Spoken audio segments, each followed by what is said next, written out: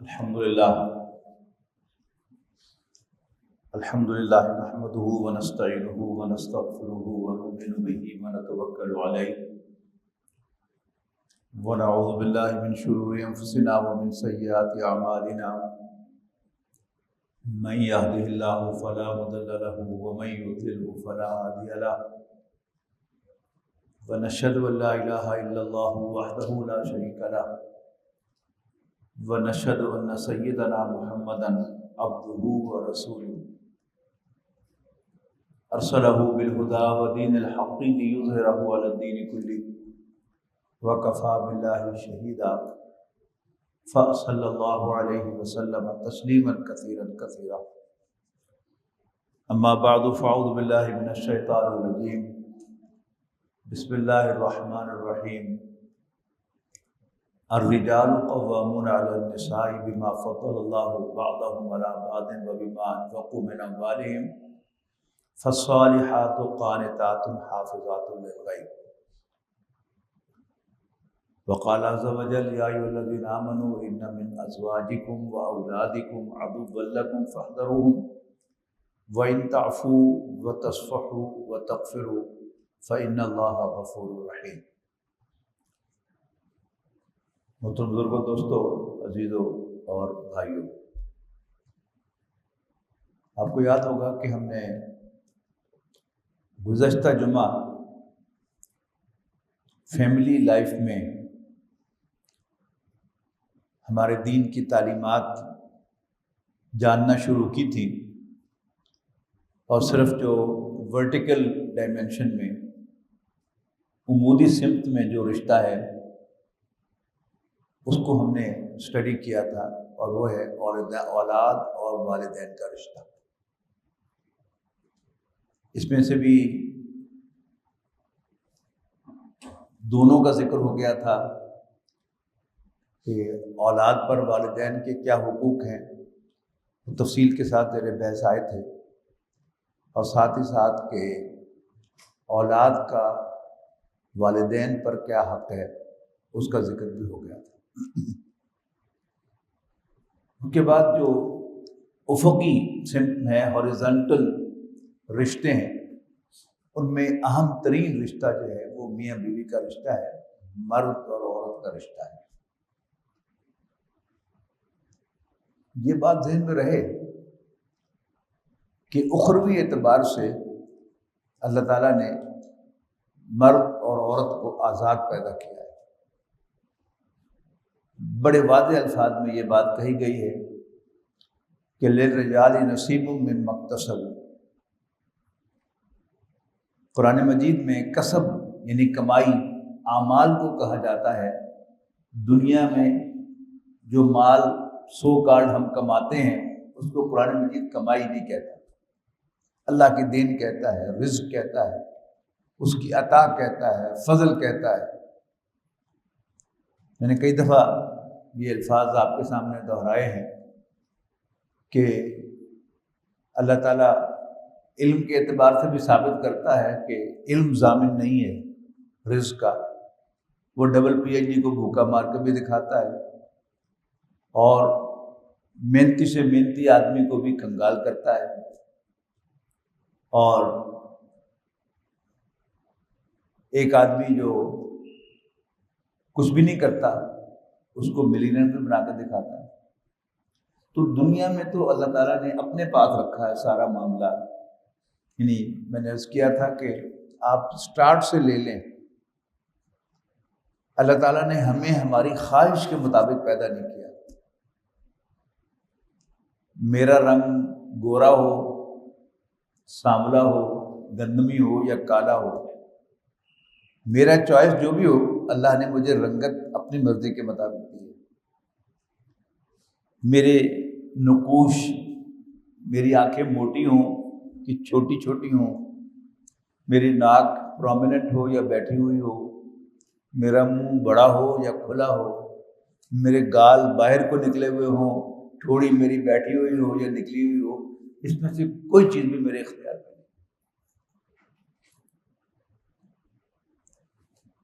آخرت کا معاملہ یہ ہے کہ اللہ تعالیٰ نے آخرت کے لیے جو انسان محنت کرتا ہے اس کو کمائی کہتا ہے، اعمال کمائی ہے۔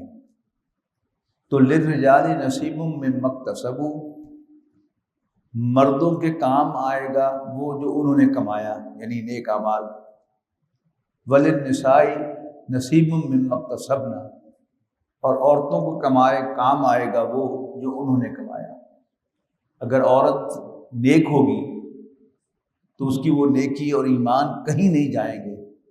قرآن مجید نے مثال کے طور پر پیش کیا ہے فرعون کی بیوی آسیہ کا نام، کہ اس کا شوہر اللہ تعالیٰ کا انتہائی باغی اور سرکش تھا، لیکن وہ اللہ کی ایک نیک بندی تھی۔ فرعون کے ظلم سہ کر بھی وہ موسیٰ علیہ السلام پر ایمان لائیں۔ اور اس کے برعکس حضرت نوح علیہ السلام اور حضرت لوط علیہ السلام کی بیویاں انتہائی اللہ کے چنے ہوئے بندوں کے ماتحت تھی۔ نبی سے زیادہ چنا ہوا تو کوئی نہیں ہوتا، لیکن اس کے باوجود کیا ہے، قیل ادخلوا النار مع الداخلین، ان سے کہا جائے گا کہ تم عام داخل ہونے والوں کے ساتھ جہنم میں داخل ہو جاؤ۔ تو آخرت میں تو انسان کی کمائی جو ہے، اس کے اعمال وہ لازماً کام آئیں گے، ایمان کام آئے گا، اعمال کام آئیں گے۔ لیکن دنیا میں بالعموم ہوتا ہے کہ انسان کو تعلیم بھی پے بیک کرتی ہے، محنت بھی پے بیک کرتی ہے، انٹلیکٹ سمجھداری بھی پے بیک کرتی ہے، لیکن کوئی رول نہیں ہے، کوئی قاعدہ نہیں ہے کہ سمجھدار آدمی جو ہے وہ کھاتا پیتا ہوگا اور جس کی سمجھ کم ہوگی وہ کنگال ہی ہوگا نا، ضروری نہیں ہے۔ تو اخروی اعتبار سے مرد اور عورت دونوں برابر ہیں، دونوں صاحب روح ہیں، دونوں انسان ہیں، لیکن مینیجریلی انتظامی اعتبار سے اللہ تعالیٰ نے مرد کو گھر کا ذمہ دار بنایا ہے اور عورت کو اس کے ماتحت رکھا ہے۔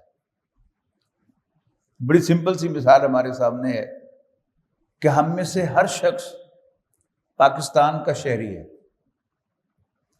اور الیکشن میں ہم سب کا ایک ایک ووٹ ہے، لیکن ہم میں سے کچھ دوسروں کے ایمپلائیز ہیں۔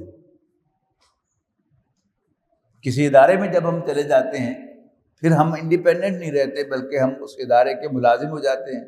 اب اس ادارے کی ہائرارکی کے متحد ہیں، کوئی میرا باس ہے، کوئی میرا سبارڈینیٹ ہے، کوئی میرا امپلائی ہے اور کسی کا میں امپلائی ہوں۔ تو یہ کیا ہے؟ یہ انتظامی تقسیم ہے۔ اسی طرح کی انتظامی تقسیم جو ہے وہ گھر کے اندر اللہ تعالیٰ نے قائم کی ہے۔ الرجال قوامون علی النساء، مرد عورتوں پر ذمہ دار بنائے گئے ہیں۔ قام یقوم قومن کی معنی کھڑے ہونا، اور قوام کھڑا رکھنے والا، ذمہ دار، ریسپانسبل، انچارج، مینیجر، جو بھی ترجمہ کر لیں اس کا، آپ کو مختلف تراجم ملیں گے کہ اللہ تعالیٰ نے مرد کو ذمہ دار بنایا ہے اور عورت کو اس کے ماتحت رکھا ہے۔ یہ بلکہ یہ ماتحت کا لفظ جو ہے یہ بھی آپ کو ملے گا، ابھی میں نے جو آیت کوٹ کی ہے آپ کے سامنے سورہ تحریم کی، کہ ضرب اللہ مثلا للذین کفروا امرأۃ نوح وامرأۃ لوط کانتا تحت عبدین من عبادنا صالحین فخانتاہما، کہ اللہ تعالیٰ مثال بیان فرماتا ہے کافر عورتوں کے لیے، نوح کی بیوی کی اور لوط کی بیوی کی، یہ دونوں کی دونوں ہمارے دو انتہائی نیک بندوں کے ماتحت فخانتاہما، لیکن انہوں نے ان کے ساتھ خیانت کی، ان کے راز ان کے دشمنوں کو بتاتی رہیں کہ ہمارے شوہروں کے پاس فلاں فلاں لوگ ملنے کے لیے آتے ہیں، ان کے انفلوئنس میں ہیں تاکہ وہ ان پر ظلم کر سکے، تو فخانتاہما، تو ان کا انجام وہی ہوا جو میں آپ کو بتا چکا ہوں۔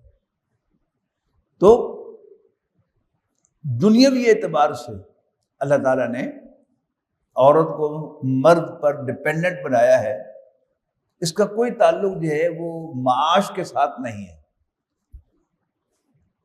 یعنی ایک عورت جو ہے وہ زیادہ امیر ہو سکتی ہے اور اس کا شوہر غریب ہو سکتا ہے، لیکن اس انتظامی سیٹ اپ میں اس کا شوہر ہی گھر کا باس ہے، گھر کا ذمہ دار ہے، گھر کا مینیجر ہے، انچارج ہے، اور بیوی اس کے بعد آتی ہے۔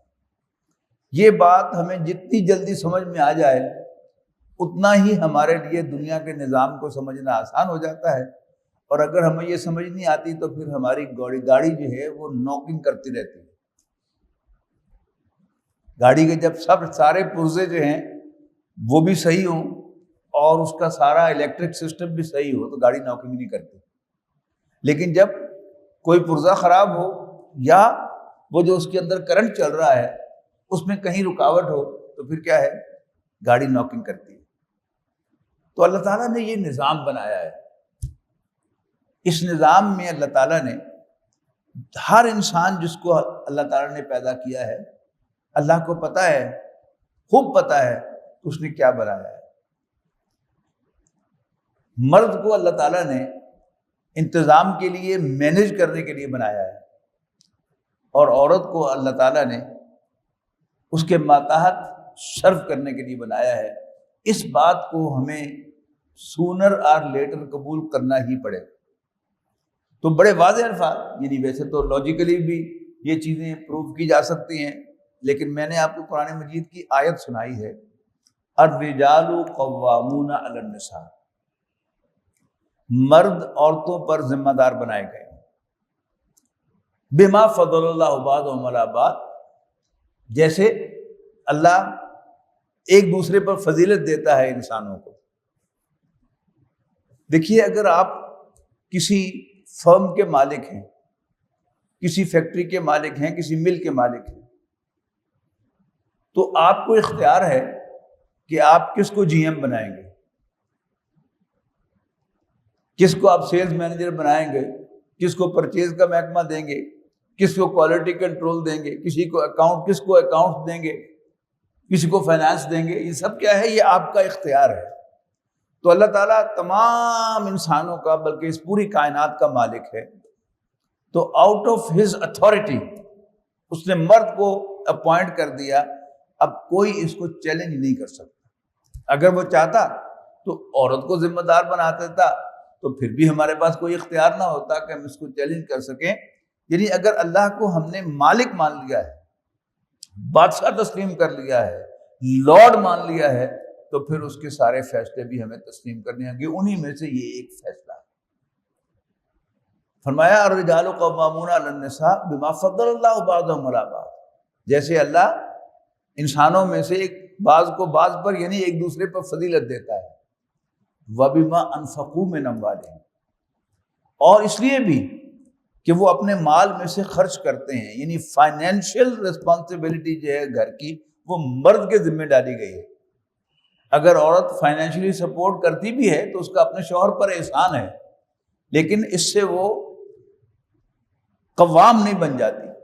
قوام مرد ہی رہے گا۔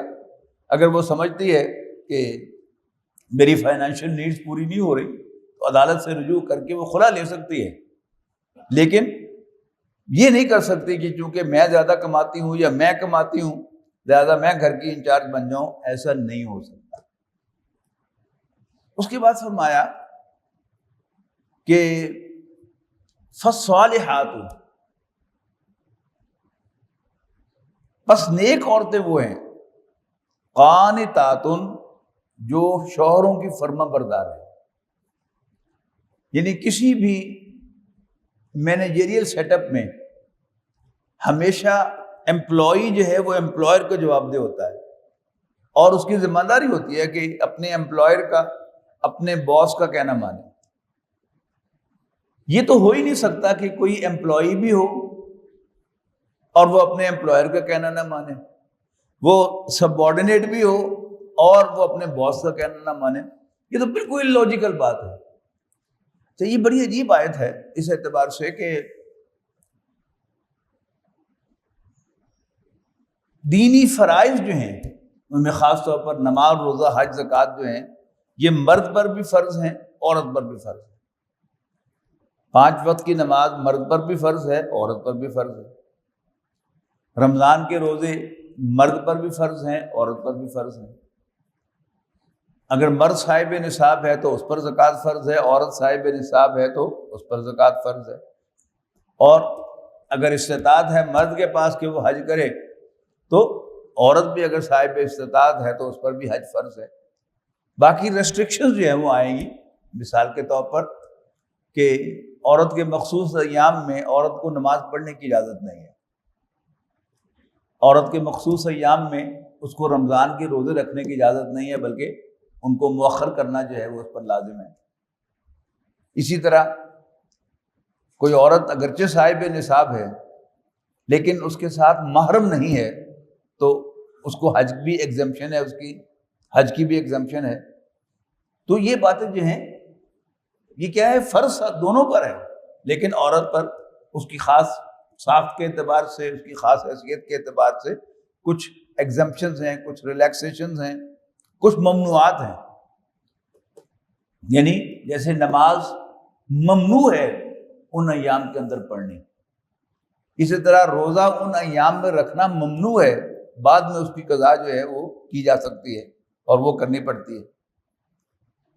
یہ کیا ہے؟ یہ معاملات ہیں۔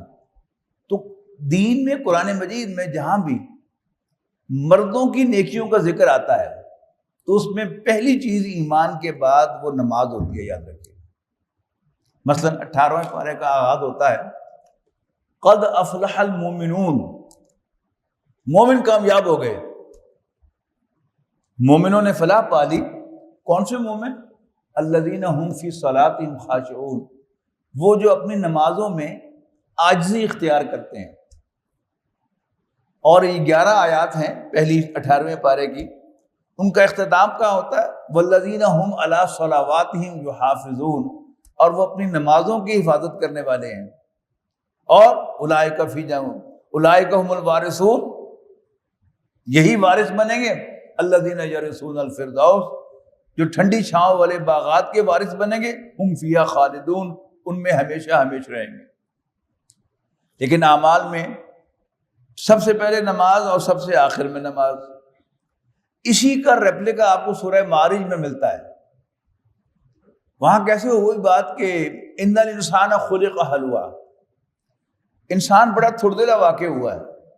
اذا مسہ الشر جزوعا، جب اس پر مصیبت آتی ہے، تنگی آتی ہے تو شور مچاتا ہے، جزا فضاؤ، مارے گئے، لوٹے گئے۔ اور اس کے مختلف ایکسپریشنز ہوتے ہیں۔ غریباں نے روزے رکھے تھے، کیا وہ ہے کہ دن بڑے ہو گئے، اس طرح کے جملے محاورے جو ہیں وہ کہے جاتے ہیں۔ تو یہ سب کیا ہے کہ نماز تو فرض ہے، ان الانسان خلق ہلوعا، انسان تھوڑا دیر واقع ہوا ہے۔ اذا مسہ الشر جزوعا، تنگی آتی ہے تو شور مچاتا ہے۔ واذا مسہ الخیر منوعا، اور جب خیر آتا ہے یعنی مال ملتا ہے تو منوعا، مال کو روک کے رکھتا ہے، یعنی کنجوسی کا مظاہرہ کرتا ہے، دوسروں کو اس کو شامل نہیں کرتا، صدقات و خیرات نہیں کرتا، غریبوں کا خیال نہیں رکھتا۔ وہاں عجیب فرمایا الا المصلین، سوائے نمازیوں کے، الذین هم علی صلاتہم دائمون، وہ جو اپنی نمازوں پر کنسسٹنٹ ہوتے ہیں، دائمون، ہمیشہ قائم رہنے والے، دائم رہنے والے ہیں، مسلسل نمازیں پڑھتے ہیں۔ وہ جیسے وہ فصلی بٹیرے کہتے ہیں نا، تو یہ سیزنل نمازیں نہیں پڑھتے۔ رمضان آیا تو 5 نمازیں جماعت کے ساتھ، لیکن جو ہی چاند نظر آ گیا شوال کا تو اس دن عشاء بھی نہیں پڑھی، نہیں۔ الذین هم علی صلاتہم دائمون، اور یہ بھی آیات 19 سے لے کر 35 تک ہیں یہ۔ اور پھر آیت نمبر 34 میں کیا فرمایا؟ والذین هم علی صلاتہم یحافظون، اور وہ اپنی نماز کی حفاظت کرنے والے ہیں۔ اولئک فی جنات مکرمون، یہ ہوں گے باغات کے اندر انتہائی عزت و احترام کے ساتھ۔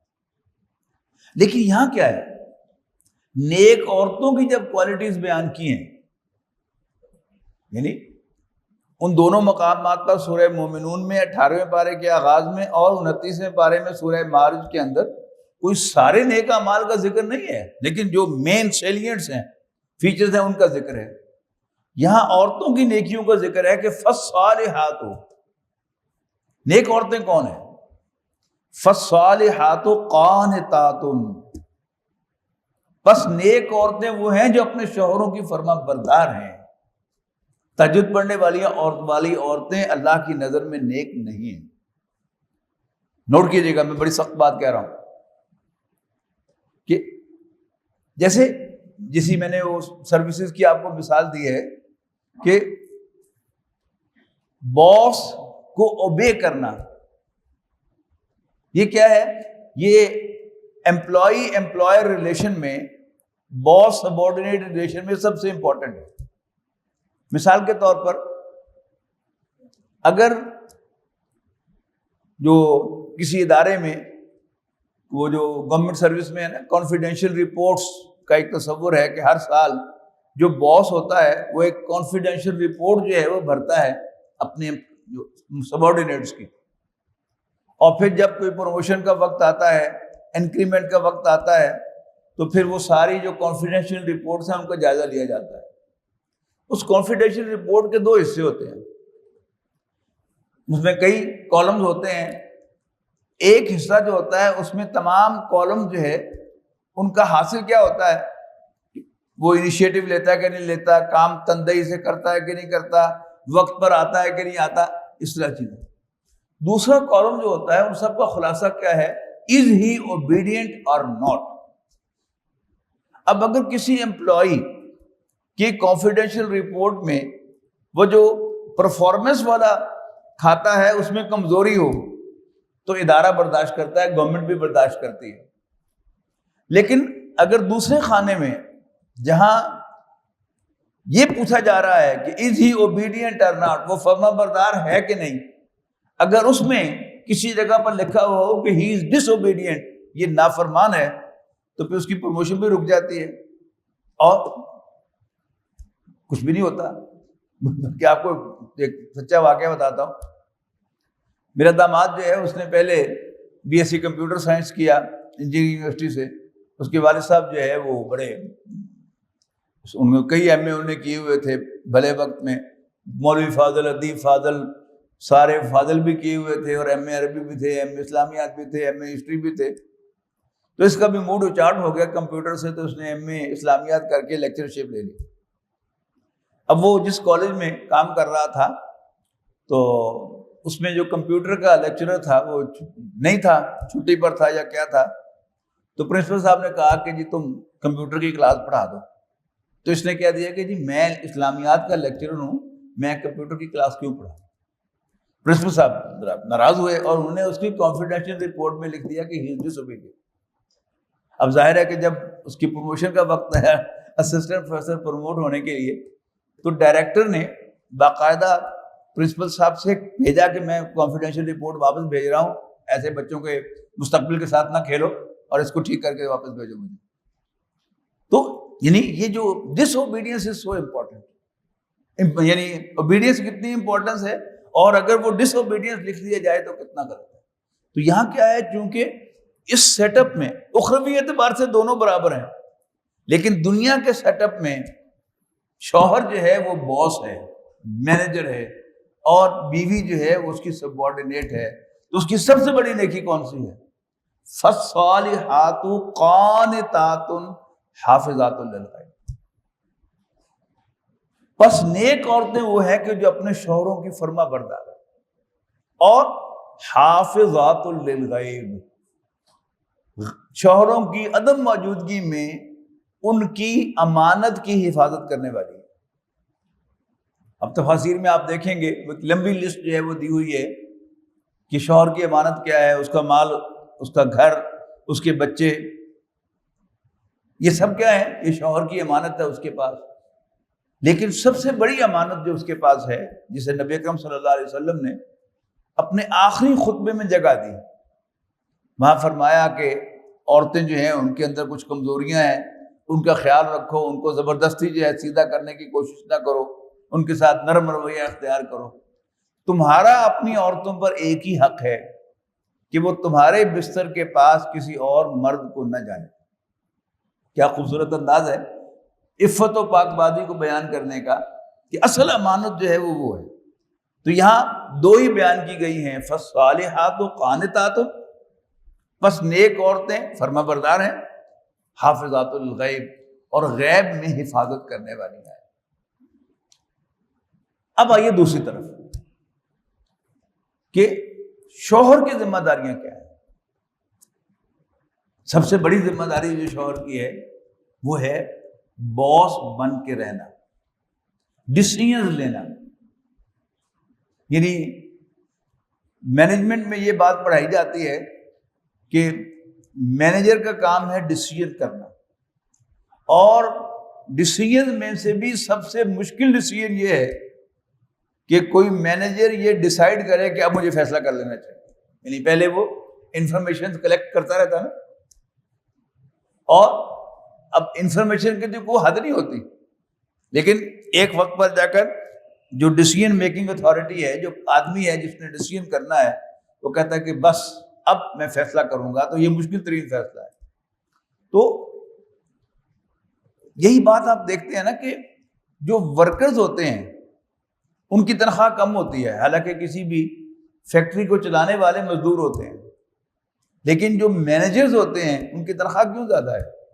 اس لیے کہ ان کا کام مشکل ہے، فیصلے کرنا جو ہے یہ مشکل کام ہے۔ تو مرد کو سب سے پہلے مرد بن کر گھر کی ذمہ داری سنبھالنی چاہیے، فیصلے خود کرنے چاہیے۔ اس کا یہ مطلب نہیں ہے کہ آپ بیوی کو مشورے میں بھی شریک نہ کریں، مشورہ لیں اس کا، سنیں اس کی بات بھی، لیکن فیصلہ آپ خود کریں۔ نمبر 2، گھر کو فائنانس کرنا مرد کو سمجھنا چاہیے کہ یہ میری ذمہ داری ہے، اور اگر عورت میری اس میں ہیلپ کر رہی ہے تو اس کا مجھ پر احسان ہے، باقی ذمہ داری جو ہے وہ میری ہے۔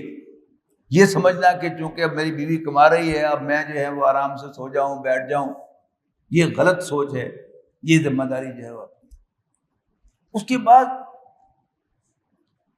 کسی بھی ادارے میں جیسے جو نظام ہوتا ہے وہ کیا ہے کہ اسی آیت کے اندر وہ بیان ہوا ہے، لیکن پہلے میں اس کو باقی اداروں سے بیان کرتا ہوں کہ جب بھی کوئی سبارڈینیٹ غلطی کرے تو اس کو ہینڈل کرنے کا طریقہ کیا ہے؟ پہلے اس کو سمجھایا جائے، اس کی کاؤنسلنگ کی جائے، پھر بھی باز نہ آئے تو اس کو چارج شیٹ کیا جائے، سسپینڈ کیا جائے، پھر بھی باز نہ آئے تو پھر اس کے خلاف ڈسپلنری ایکشن لیا جائے، تادیبی کارروائی۔ تادیب بھی سمجھ لیں کہ ادب سے بنا ہے تادیب، ٹو ٹیچ ہم مینرز، یہ تادیب ہے۔ تو اس کے خلاف ڈسپلنری ایکشن لیا جائے، اور پھر بھی اگر ٹھیک نہ ہو تو پھر اس کو نوکری سے برخاست کیا جائے۔ اب اسلام نے کیا کیا؟ یعنی جیسے ہائر اینڈ فائر کا اختیار جو ہے وہ باس کے پاس ہوتا ہے یا امپلائر کے پاس ہوتا ہے، یہاں یہ تو کیا کہ عورت کو بھی ایکولی رائٹ دیا کہ وہ بیوی بننا چاہتی ہے کہ نہیں۔ آپ دیکھتے ہیں نا کہ نکاح کے موقع پر یعنی اس کا وکیل اور 2 گواہ جاتے ہیں اس سے پوچھنے کے لیے کہ بھئی تمہاری شادی فلاں بن فلاں سے اتنے حق مہر کے عوض کرا دی جائے، اور اگر وہ اجازت دے دے، اس کو ایجاب کہتے ہیں، تو پھر وہ وکیل جو ہے آ کر نکاح خواہ کو اجازت منتقل کرتا ہے جو اس عورت نے دی ہے، پھر اس اجازت کی بنیاد پر نکاح خواہ دولہا کو آفر کرتا ہے کہ میں نے تمہاری شادی فلاں بنت فلاں سے کر دی، تم نے قبول کیا؟ وہ کہہ دے میں نے قبول کیا تو نکاح مجھ ہو جاتا ہے۔ لیکن اس میں عورت کی مرضی to come into that contract شامل ہے۔ جیسے کسی بھی ملازمت میں آپ کے پاس اختیار ہوتا ہے کہ آپ وہ ملازمت جوائن کرنا چاہتے ہیں کہ نہیں کرنا چاہتے، لیکن جب آپ جوائن کر لیتے ہیں تو اب آپ اس کے ڈسپلن میں آ جاتے ہیں، اور اس میں جو بھی ہائرارکی ہے اس ادارے کی آپ اس کے پابند ہو جاتے ہیں، باس کی امپلائر کی اطاعت جو ہے وہ آپ کے اوپر لازم ہو جاتی ہے۔ تو یہی 3 چیزیں ہیں کہ جو گھر کے اندر اللہ تعالیٰ نے ارشاد فرمائی ہیں، فرمایا اسی آیت میں آگے جا کے، اور اگر تمہیں ان سے سرکشی کا اندیشہ ہو تو پھر 3 سٹیپ بیان کیے، فائزوہن، ان کو سمجھاؤ، ان کی کاؤنسلنگ کرو۔ نمبر 2 وَاهْجُرُوهُنَّ فِي الْمَضَاجِعِ، اور پھر ان سے بستروں میں علیحدگی اختیار کرو، ان کے پاس سونا چھوڑ دو۔ یہ کیا ہے؟ یہ گویا سسپینڈ کر دیا آپ نے اپنے ریلیشن کو ان کے ساتھ۔ اور پھر تیسری تعدیبی کارروائی ہے وَاضْرِبُوهُنَّ، پھر بے شک انہیں مارو، لیکن اس مار پر جو پابندیاں نبی اکرم صلی اللہ علیہ وسلم نے لگائی ہیں وہ ہمیشہ ذہن میں رہنی چاہیے۔ منہ پر نہ مارو، پورے ہاتھ سے نہ مارو، صرف 3 انگلیوں کے ساتھ، وہ کیا مارنا ہوا، ایسے اشارہ ہی ہوا نا مارنے کا۔ اور ایسی مارنا مارو جس سے ہڈی ٹوٹ جائے یا جسم پر کوئی نشان پڑ جائے۔ یہ کس سے پہلے ہے؟ طلاق دینے سے پہلے، یعنی سروسز ٹرمینیٹ کرنے سے پہلے۔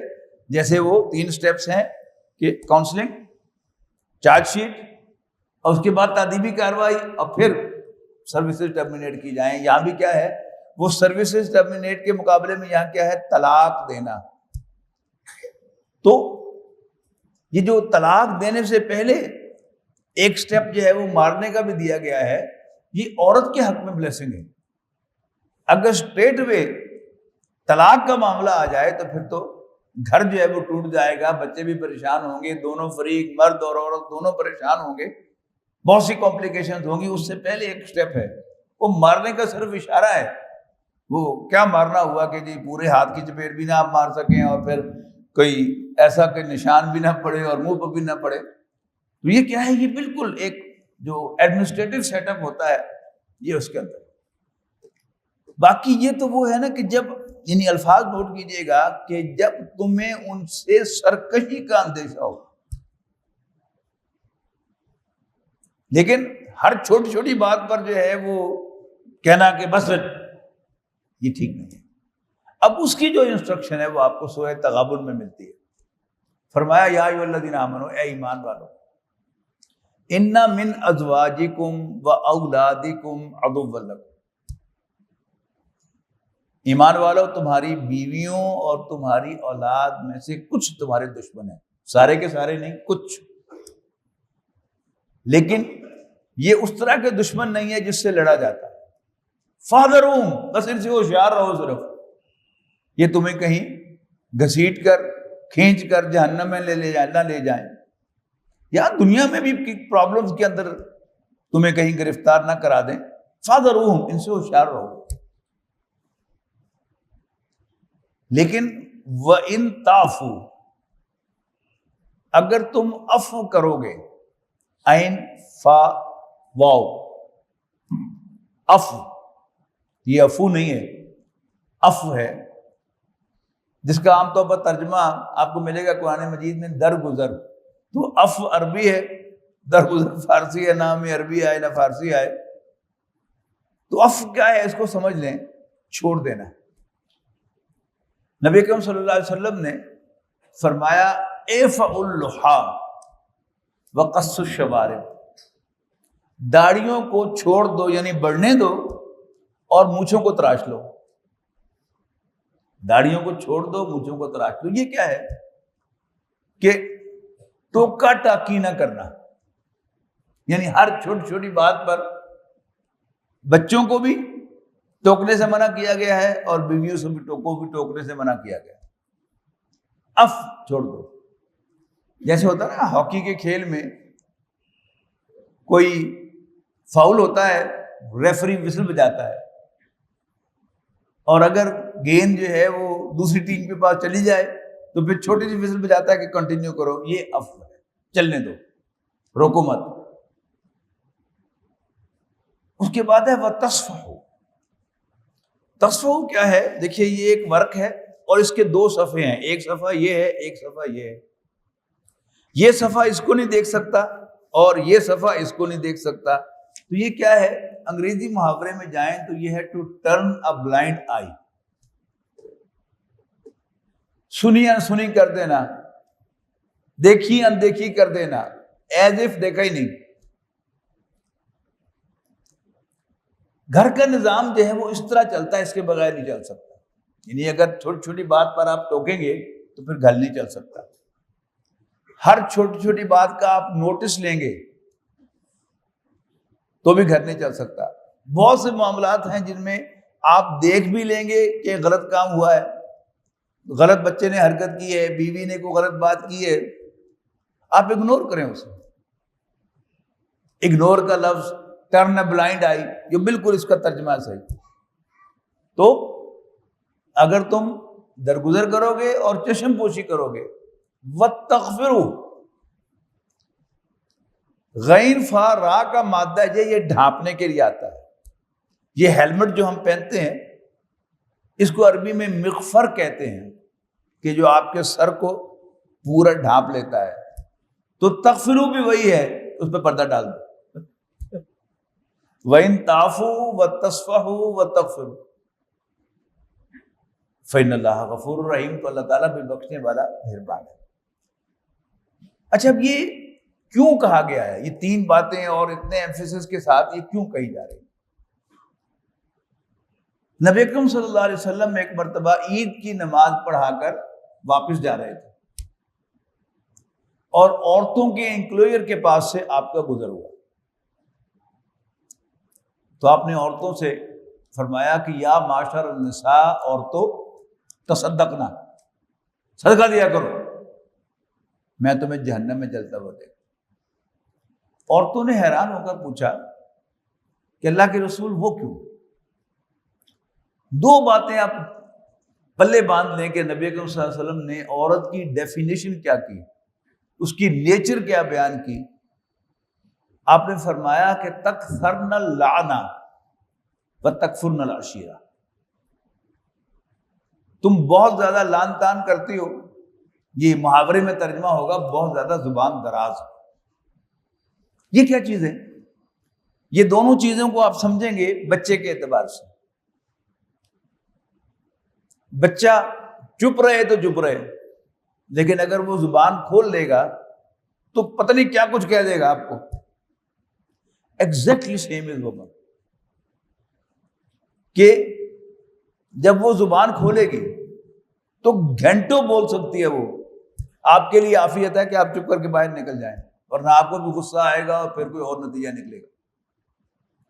تو تکثرن اللعنہ, تم بہت زیادہ لعن طعن کرتی ہو. اور دوسری بات اس سے بھی اہم ہے, وَتَكْفُرْنَ الْعَشِيرَ, اور شوہروں کی ناشکریوں.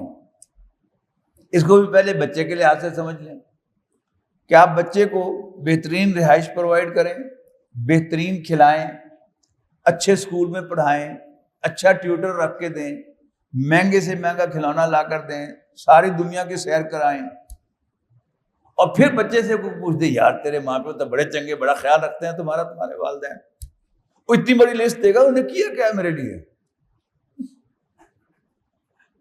ایک بچہ ہمارے اسی جگہ سے قریب میں رہنے والا, تو میرے علم میں تھا کہ اس کے والد جو ہیں وہ انہوں نے کس طرح اس کو پڑھایا ہے. یہاں سے ایک دفعہ نماز پڑھ کے یوں باہر نکلا تو مجھے کہتا ہے کہ آنسو آنکھوں میں کہ جی اولاد کی کیا ذمہ داری ہے والدین پر. میں نے اس کو وہی بات کہی کہ اس کو جہنم کی آگ سے بچائے. مجھے پتا تھا کہ وہ کیا کہنا چاہتا ہے اور اس کو کیا شکایت ہے. تو اولاد کیا ہے؟ ناشکری. ایگزیکٹلی سیم از وومن, یعنی ذرا برابر بھی فرق نہیں ہے. آپ نے عورت کو بہترین رہائش پرووائڈ کی ہو, بہترین کھلایا ہو, اس کا علاج معالجہ کیا ہو, وہ بیمار ہو تو آپ رات اس کے ساتھ جاگے بھی ہوں, ہسپتال میں بھی رات گزاری ہو اس کے ساتھ, حالانکہ صبح آپ نے آفس بھی جانا ہے. لیکن جب عورت بگڑ جائے گی کبھی تو وہ آپ سے کہہ دے گی کہ 25 سال میں تیرے گھر کوئی سکھ نہیں دیکھا. یہی مفہوم اور الفاظ میں جو یہاں بیٹھی ہوئی ہوں, کوئی اور ہوتی تو کب سی یہاں کے جا چکی ہوتی. یہ کیا ہے؟ یہ عورت کرنا شکر پر. اب ہمارا پرابلم کیا ہے کہ ہم بچے کو الاؤنس دیتے ہیں کہ چلو بچہ جو ہے, لیکن ہم عورت کو, بیوی کو یہ الاؤنس دینے کو تیار نہیں. نتیجہ کیا ہے کہ پھر ہمیں بھی غصہ آتا ہے. اگر ہمارے ذہن میں نبی اکرم صلی اللہ علیہ وسلم کی بتائی ہوئی یہ دو باتیں ذہن میں رہیں تو پھر جب عورت اس طرح بیہیو کرے گی تو انشاءاللہ ہمیں غصہ نہیں آئے گا بلکہ ہماری ہنسی نکل جائے گی، لیکن ہنسنا نہیں ہے، پھر دل میں صرف کہیں کہ صدق رسول اللہ صلی اللہ علیہ وسلم، اللہ کے رسول نے بالکل سچ فرمایا تھا، اور وہ ہیں ہی سچے۔ اگر آپ نے عورت کو ڈیفائن کیا ہے کہ یہ زبان دراز ہے اور یہ ناشکری ہے تو she has to be one, ہو ہی نہیں سکتا کہ یہ ناشکری نہ ہو اور ہو ہی نہیں سکتا کہ یہ زبان درازی نہ کرے، یہ دونوں کام اس نے کرنے ہیں، لیکن we have to live with it. جیسے ہم بچوں کے ساتھ یعنی لیو کرتے ہیں، لیو ود دیم، اسی طرح ہمیں ان کی ان کمزوریوں کے ساتھ ہی رہنا ہے۔ باقی عورت کے مرد پر بے شمار احسانات بھی ہیں، وہ شوہر کو بچہ پروڈیوس کر کے ڈیلیور کرتی ہے، سب سے بڑا احسان، اس کے گھر کو آباد کرتی ہے۔ دیکھیں نا، مرد کی ضرورت ہے اولاد، وہ اکیلے اولاد پیدا نہیں کر سکتا، تو اللہ تعالیٰ کے بنائے ہوئے نظام کے تحت وہ آرڈر پلیس کرتا ہے اور وہ 9 ماہ میں وہ بچہ اپنے جسم سے پروڈیوس کر کے، اپنے خون سے پروڈیوس کر کے ڈیلیور کرتی ہے، تو اس کی تھوڑا احسان ہے عورت کا، مرد کو اس کا یہ احسان ماننا چاہیے۔ اس کے گھر کو چلاتی ہے، اس کے گھر کے سارے انتظامات جو ہے کرتی ہے، بچوں کی نگہداشت کرتی ہے، سارے جو ہے وہ کیا ہے، وہ اس کے احسانات ہیں، اور ہمیں بھی اس کا احسان مند ہونا چاہیے، ماننا چاہیے کہ تمہارا یہ احسان ہے، تمہارا یہ احسان ہے، تمہارا بھائی احسان ہے۔ اس لیے کہ جیسے بچہ ہے نا، تو بچے کو وقتاً فوقتاً یاد دلانا پڑتا ہے کہ تمہارا یہ کیا ہے ہم نے تمہارے لیے، یہ کیا ہے تمہارے لیے، یہ کیا ہے، کیونکہ بچہ ہے۔ اسی طرح ہم نے یہ ازیوم نہیں کرنا کہ عورت سیانے بیانی ہے، ان کو پتہ ہی ہمیں کی کر رہے ہوتے ہیں، اس کو بھی وقتاً فوقتاً جو ہے آپ یاد کرائیں تو اس میں کوئی حرج نہیں ہے، انشاءاللہ وہ مفید ہوگا۔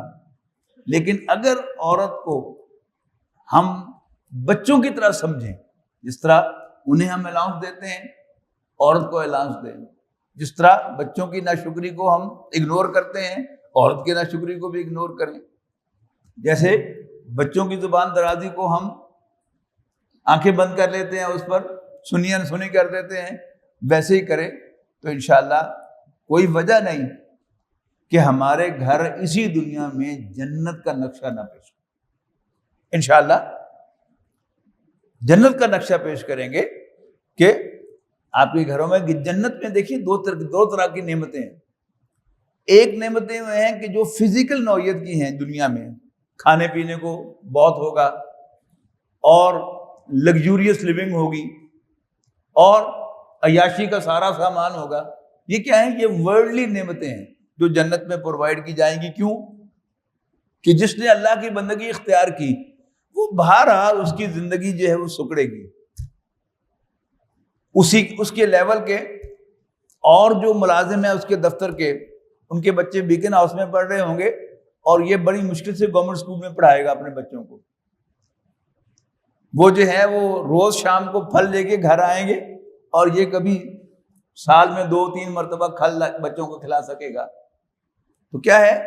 اس نے ریسٹرکشن لگائی، باقی عیاشیاں کر رہے ہوں گے، یہ اللہ کی پابندیوں کو سہتے ہوئے یہ دنیا میں لیوش زندگی نہیں گزار سکے گا۔ جب اللہ کے مہمان ہوں گے تو اللہ تعالیٰ وہ سب کچھ پہلے انہیں پرووائڈ کرے گا۔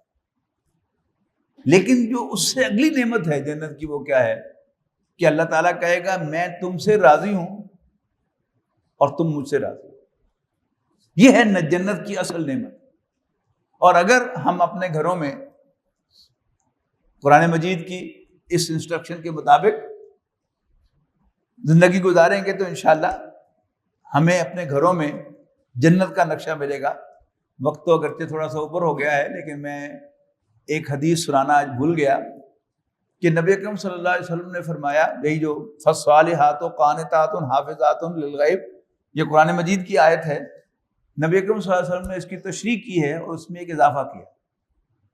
آپ نے فرمایا کہ نیک عورتوں کی 3 نشانی، من علامات المرأۃ الصالحۃ ثلاث۔ پہلی نشانی جو فرمائی ہے وہ کیا ہے؟ اذا نظر علیہا زوجہا ضحکت وسرت، جب اس کے شوہر کی اس پر نظر پڑے تو اس کو اسمائل پاس کر کے خوش کرے۔ اب یہاں بھی دیکھیے گا کہ میاں بیوی کا تعلق بہت گہرا تعلق ہے، ماں باپ بھی چھوٹ جاتے ہیں، بھائی بہن بھی چھوٹ جاتے ہیں، لیکن بیوی جو ہے اس کے ساتھ تعلق انسان نبھاتا ہے۔ اور اس میں کوئی شک نہیں ہے کہ ہر عورت اپنے شوہر سے پیار کرتی ہے، لیکن بچوں جیسا پیار ہوتا ہے، اس کو پتہ نہیں کہ پیار کرنا کیسے ہے۔ لہذا بظاہر کیا ہے کہ ایسا معلوم ہوتا ہے کہ جیسے دشمن ہے، ان من ازواجکم واولادکم عدو لکم فاحذروہ۔ پتہ تو اس وقت چلتا ہے نا کہ جب شوہر فوت ہو جاتا ہے تو اس کے والدین اگر زندہ ہیں تو وہ بھی اسے روئیں گے، اس کے بچے بھی روئیں گے، اور دوست احباب عزیز و اقارب سب روئیں گے، افسوس کریں گے۔ لیکن جو سمجھتا ہے ان سب میں سے کہ اس کی زندگی ختم ہو گئی، وہ اس کی بیوی ہوتی ہے۔ اٹ مینس کہ ہر عورت اپنے شوہر سے پیار کرتی ہے، لیکن اس کا اظہار کرنا اسے نہیں آتا۔ ایک بات تو یہ ذہن میں رکھیں۔ اچھا، ایک ریزنیبل عورت، جسے ہم ریزنیبل عورت کہیں گے، وہ کیا ہے کہ سب سے بڑے اچھے اخلاق کے ساتھ پیش آئے گی، لیکن اپنے شوہر کو کاٹنے کو دوڑے گی۔ یعنی مرد گھر سے باہر آیا اپنے دفتر سے، اپنے کام سے، اور دروازے پر داخل ہویا، دروازے پر داخل ہوتے ہی وہ اس پہ چڑھائی کر دے گی اور اپنے مسائل جو ہے وہ سارے دن کے اس کو سنائے گی۔ یہ کیا ہے؟ اس کی کم عقلی ہے۔ اس کا نتیجہ کیا ہے کہ شوہر جب آیا آفس سے تو گھر میں داخل ہونے سے پہلے پڑوسن جی تھی، وہ تو دروازے پہ کھڑی تھی، وہ اسمائل پاس کرتے ہوئے اسے کہے گی السلام علیکم ہے، اور یہ سب بھول جائے گا اور 10 منٹ اس کے ساتھ باتیں کرتا رہے گا، اس لیے کہ اسے پتا ہے، اس کے بیک آف دی مائنڈ میں ہے کہ جب میں گھر میں داخل ہوں گا تو پھر تو مجھے کچھ اور سننا پڑے گا، تو اب بھول ہی گیا وہ، اب اس کے ساتھ 10 منٹ باتیں کرتا رہے گا۔ اگر اسے پتا ہو کہ میری بیوی اس سے زیادہ اسمائل کے ساتھ اور دل کی محبت کے ساتھ میرا انتظار کر رہی ہے، تو پھر وعلیکم السلام کر کے وہ سیدھا گھر میں جا کے داخل ہو جائے گا۔ اور پھر عورت کو یہ سمجھ نہیں ہے کہ مرد کی کمزوری ہے عورت، اور اسمائل کرتی ہوئی چیئرفل عورت جو ہے وہ کمزوری ہے۔ اور آج ہم جس ماحول میں رہ رہے ہیں، بازار ہو، دفتر ہو، فیکٹری ہو یا کوئی اور ادارہ ہو، ہر جگہ عورتیں ہیں اور وہ اسمائل پاس کر رہی ہیں۔ ایک دفعہ ہیتھرو ایئرپورٹ پر اچانک دھند آ گئی، 1 گھنٹہ فلائٹ لیٹ ہو گئی، تو انہیں ایک پرفارمر دے دیا یہ پر کر دے۔ اس میں تھا کہ were you welcome with a smile at check in counter, کہ جب آپ ٹکٹ لے کر گئے تھے کاؤنٹر پر تو آپ کو اسمائل پیش کی تھی ہمارے امپلائی نے، اور اکثر جو ہوتی ہیں وہ عورتیں ہوتی ہیں، تو وہ تو اسمائل پیش کر رہی ہیں، اور ہماری اپنی بیویاں ہمیں اسمائل پیش نہ کریں تو پھر ہمیں کون سی عورت اچھی لگے گی؟ اپنی بیویاں اچھی لگے گی یا وہ اسمائل کرتی ہوئی چیئرفل عورتیں اچھی لگے گی؟ یہ عورت کو سمجھ نہیں ہے، یہ اللہ نے ہمیں سمجھ دی ہے، اور ہمیں ان تعفو و تصفحوا و تغفروا۔ اور دوسری 2 باتیں جو آپ نے فرمائی ہیں وہ وہی ہیں کہ جو آیت کے اندر موجود ہے، سورہ نساء کی، شوہروں کی فرما برداری اور ان کی امانت کی حفاظت۔ اسی پر اکتفا کرتے ہیں۔ اقول قولی ھذا واستغفر اللہ لی ولکم ولسائر المسلمین والمسلمات۔